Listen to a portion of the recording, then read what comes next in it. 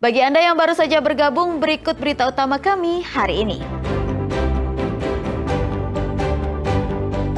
Diduga terseret arus muara sungai yang banjir, nelayan pencari udang di Probolinggo ditemukan tewas di tengah laut.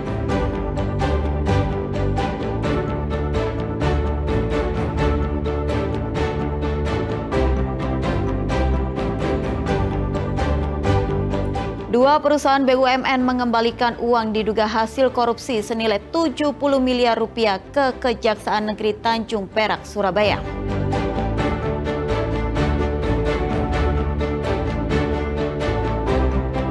Pertamina bekerja sama dengan puluhan bengkel di Jawa Timur membuka layanan servis gratis untuk motor yang bermasalah akibat Pertalite.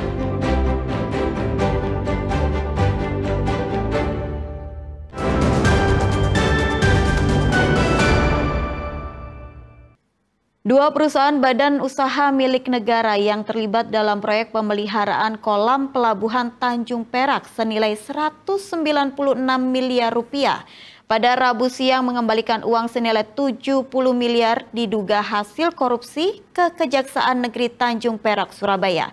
Meski uang dikembalikan, Kejaksaan akan tetap melanjutkan proses pidana.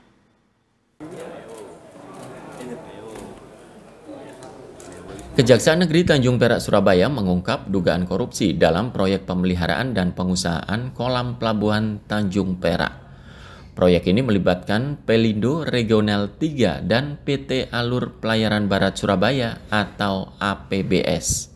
Dari hasil penyidikan terjadi selisih harga dalam kontrak pekerjaan antara kedua BUMN tersebut.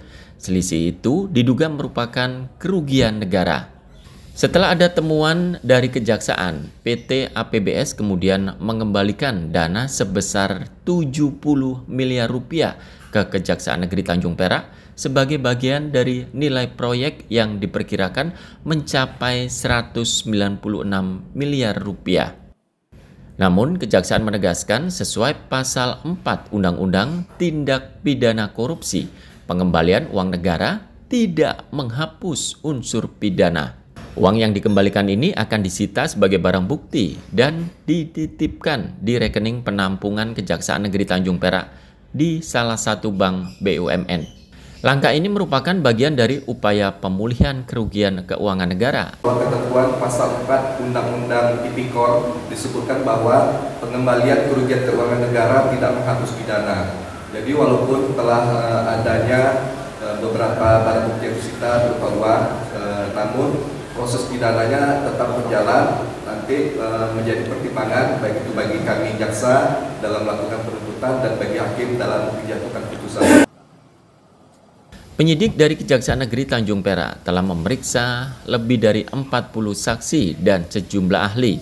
Penyidik juga melakukan penggeledahan serta penyitaan dokumen kontrak dan barang bukti elektronik lainnya.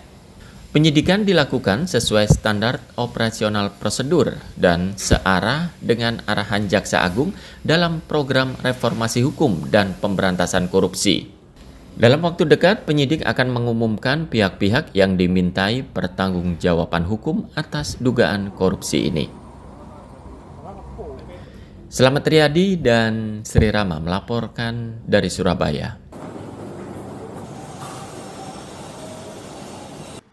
Pertamina bekerja sama dengan 32 bengkel di seluruh Jawa Timur mengakomodir servis gratis bagi seluruh warga yang mengeluh motornya bermasalah setelah mengisi BBM Pertalite.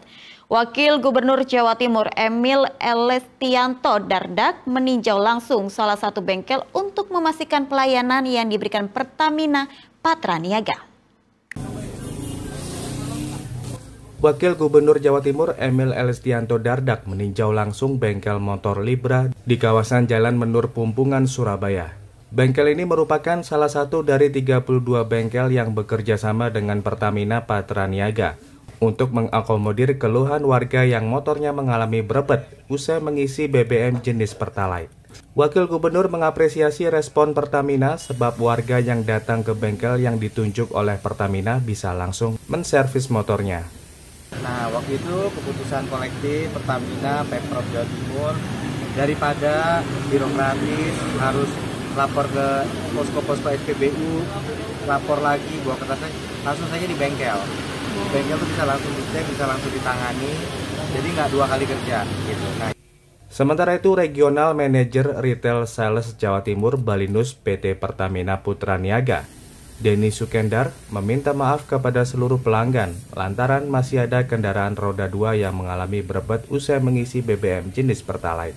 Pertamina berjanji akan segera mengatasi permasalahan BBM jenis Pertalite ini, agar masyarakat kembali bisa merasakan manfaat BBM dengan RON 90 tersebut. Kita juga terus melakukan upaya-upaya, Pak, diantaranya kita memastikan kembali proses pemeriksaan kualitas dan kuantitas di seluruh SPBU khususnya di Jawa Timur, Pak. Jadi kita melakukan pengecekan baik itu visual maupun density maupun juga kandungan air yang selama ini beredar, ini juga kita cek di seluruh SPBU dan kita pastikan juga SPBU melakukan pengecekan, Pak. Jadi kita berharap ini juga segera selesai. Kerjasama Pertalite Patra Niaga dengan 32 bengkel di seluruh Jawa Timur berlangsung sejak 1 November hingga 10 November nanti. Warga yang merasa motornya ada masalah usai mengisi BBM jenis Pertalite bisa langsung menuju bengkel yang ditunjuk tanpa syarat apapun, dengan biaya servis motor yang di-cover maksimal Rp150.000. Dari Surabaya, Arif Purwanto dan Sri Rama melaporkan.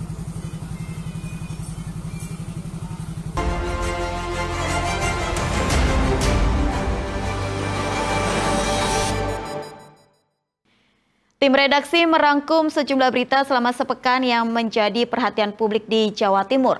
Di antaranya atap pesantren putri di Situbondo ambruk, 1 santriwati meninggal, hingga anak di Jember membunuh ibu kandungnya karena jengkel dimarahi korban.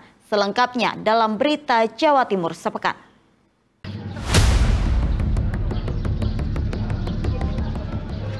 Atap lantai 2 asrama putri Pondok Pesantren Syekh Abdul Qadir Jailani, Desa Blimbing, Kecamatan Besuki, Situbondo, ambruk dan menimpa 19 santriwati yang sedang tidur.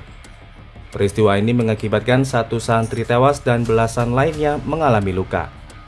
Pihak pesantren mengatakan peristiwa tersebut terjadi dini hari saat hujan deras dan angin kencang melanda kawasan tersebut.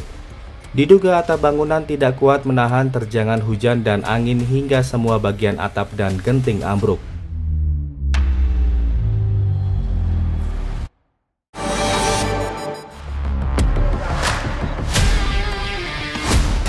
Setelah diterjang hujan deras, tebing setinggi 25 meter di Desa Depok, Kecamatan Bendungan, Kabupaten Trenggalek longsor.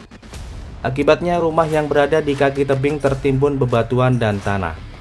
Saat peristiwa terjadi, di dalam rumah tersebut ada 5 orang penghuninya. Namun salah satu diantaranya, yakni Wijayanto 30 tahun, berhasil menyelamatkan diri. Tim SAR gabungan yang melakukan pencarian selama 2 hari menemukan 4 korban lainnya tewas. Mereka adalah Sarip berusia 60 tahun, Welas usia 53 tahun, Rohman usia 15 tahun, dan Fajar usia 19 tahun. Keempat korban meninggal dunia dibawa ke RSUD Dr. Sudomo Trenggalek untuk diotopsi dan kemudian diserahkan kepada keluarga untuk dimakamkan.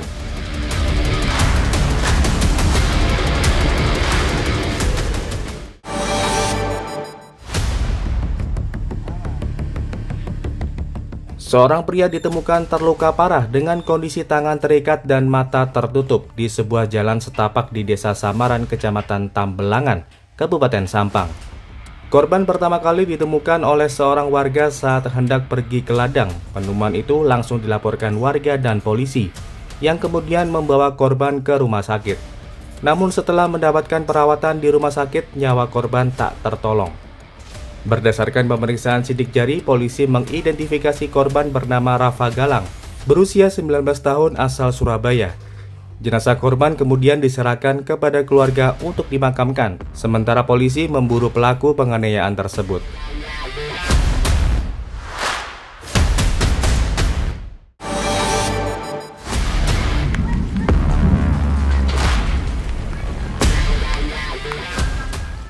Seorang wanita lanjut usia di Kelurahan Kelatak, Kecamatan Kalipuro, Banyuwangi, tewas setelah tersambar petir di dalam rumahnya. Peristiwa terjadi saat korban berinisial MR yang berusia 82 tahun bermain bersama cucunya di dalam rumah saat hujan deras melanda. Tak diketahui sebabnya petir menyambar sang nenek hingga tersungkur, sementara sang cucu selamat. Meski warga sempat membawa korban ke rumah sakit, namun akhirnya wanita lansia itu menghembuskan nafas terakhirnya. Usai diotopsi di rumah sakit, jenazah korban dibawa ke rumah duka untuk dimakamkan.